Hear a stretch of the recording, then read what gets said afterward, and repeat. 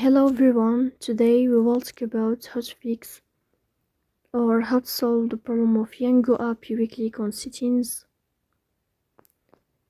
Here we click on apps, default apps, app settings.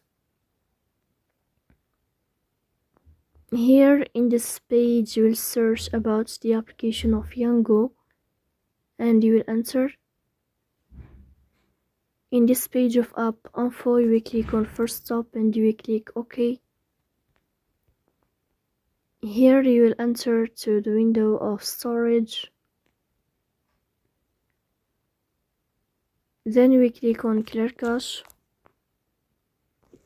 Here we go to Play Store.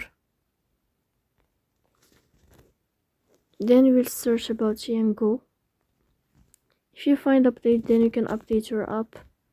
So please don't forget to press the bell icon.